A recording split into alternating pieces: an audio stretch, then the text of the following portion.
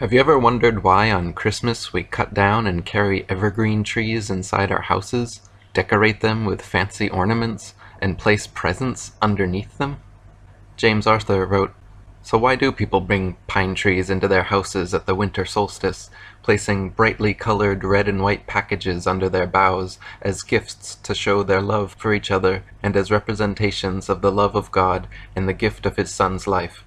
It is because, underneath the pine bough, is the exact location where one would find this most sacred substance, the Amanita muscaria, in the wild."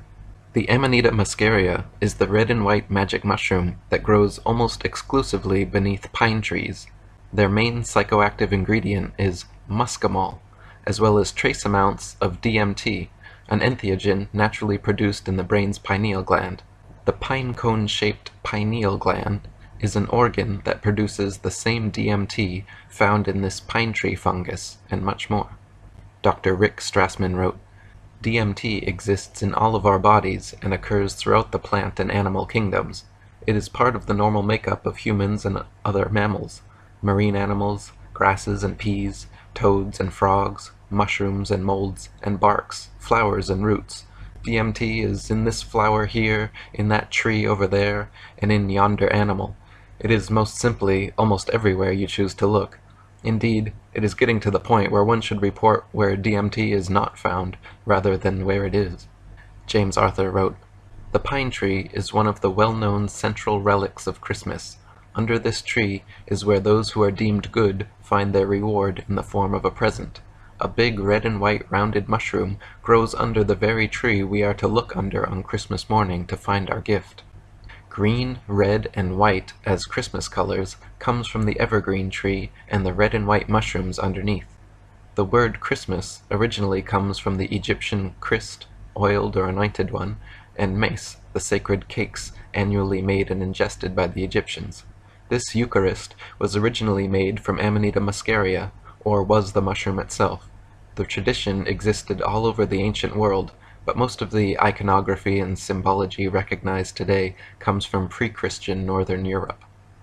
James Arthur wrote, "The very name Christmas is a holiday name composed of the words Christ, meaning one who is anointed with the magical substance, and Mass, a special religious service or ceremony of the sacramental ingestion of the Eucharist, the body of Christ.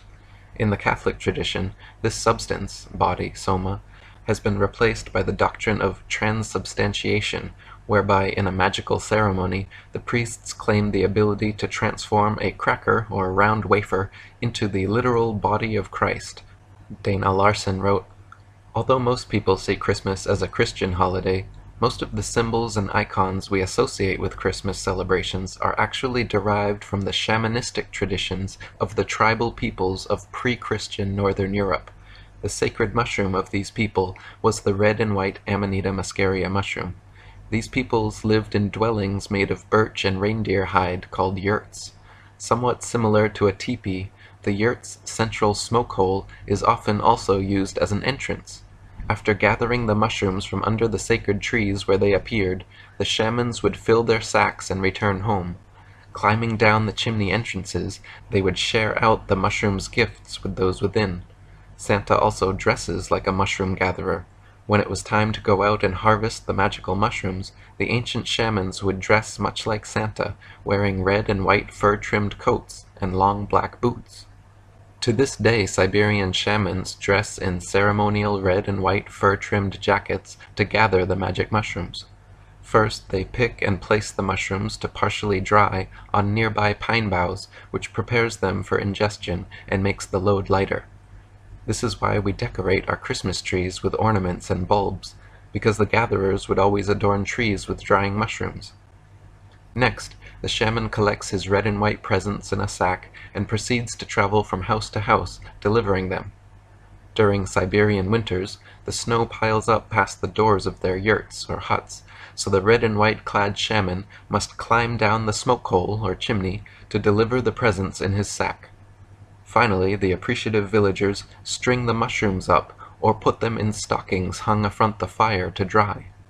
When they awake in the morning, their presents from under the pine tree are all dried and ready to eat. Dana Larson wrote, The Amanita mushroom needs to be dried before being consumed. The drying process reduces the mushroom's toxicity while increasing its potency. The shaman would guide the group in stringing the mushrooms and hanging them around the hearth fire to dry. This tradition is echoed in the modern stringing of popcorn and other items.